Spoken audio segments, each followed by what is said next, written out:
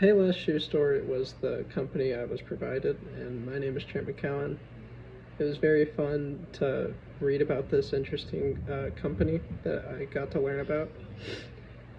As a kid, I'd never heard about this, and today, not today, but rather this semester was the first time I really got to understand what Payless Shoe Store was.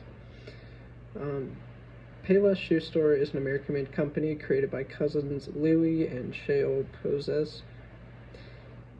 The uniqueness involved around the creation of this company is the fact that in the store you are accustomed, as a customer, you are accustomed to seeing many different people around the store, such as employees that help you find certain products you need. But in this company, in this scenario, you are able as a customer to go into the store and locate whatever shoe you need without any assistance needed.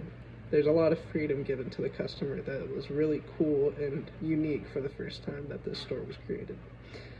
Speaking of, Payless Shoe Store was created in 1956 in Topeka, Kansas, and sooner rather than later, the store managed to move around to Texas, Oklahoma, and even Nebraska.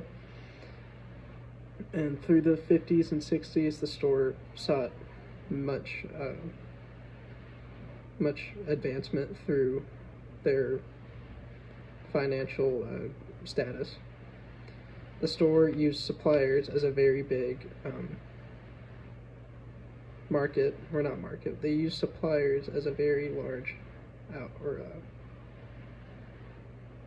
very large way to get what they needed, such as supplies and shoes that were sold in the store and needed to supply the shoes in the store.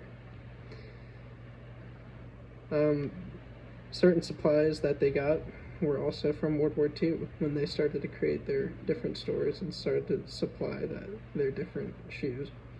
A lot of World War II supplies were available at the time in the 50s and 60s, and the baby boomers were also happening during the 50s and 60s, which helped spark a lot of children's shoes to be sold as well as women's shoes.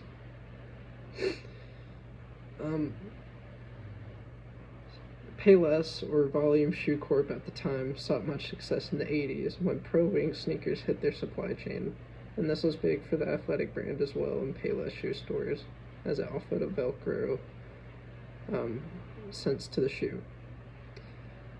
The company found success and as well as downfall in the 90s and early 2000s when e-commerce hit the market.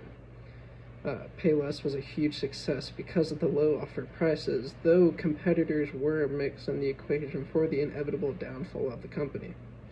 Walmart, Target, and other high supply stores were able to offer such benefits that Payless offered customer-wise, incorporating lower prices on certain shoes on the market, as well as giving customers free will to choose as they must.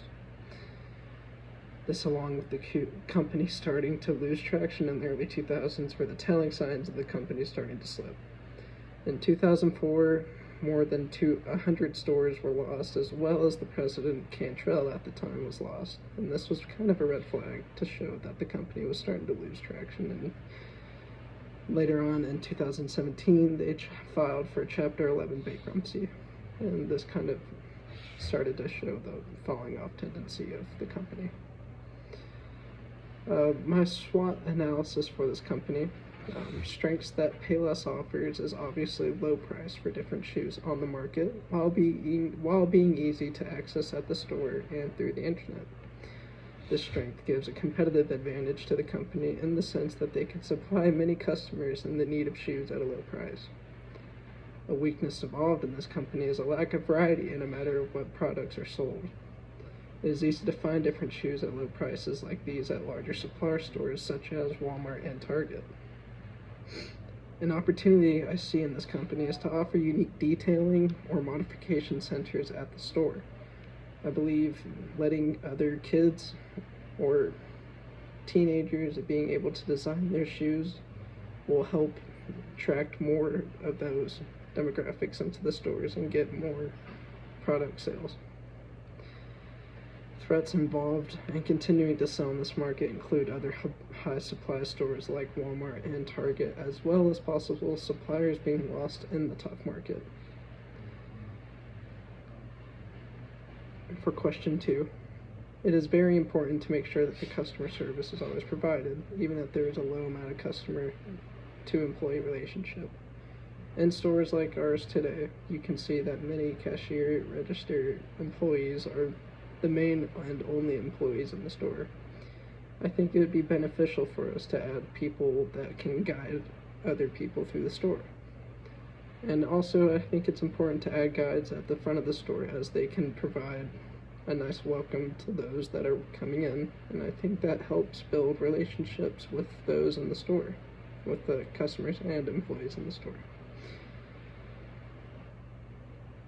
I think having great customer service is great for the company, and it can help supply higher public output, higher appraisal from the public, which is obviously a great thing.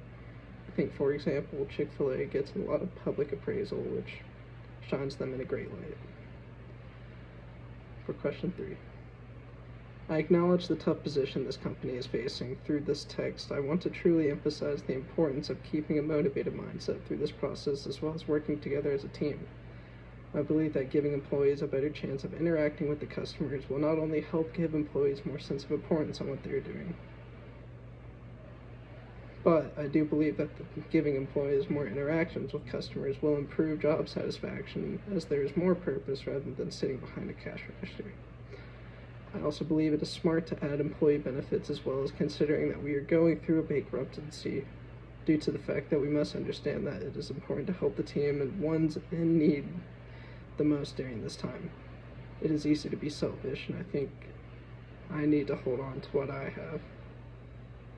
But if we drop that selfish mentality and work together to provide for each other and do our best to improve each store, we will not see this company stay on decline, but rather flourish again like it once has. Thank you.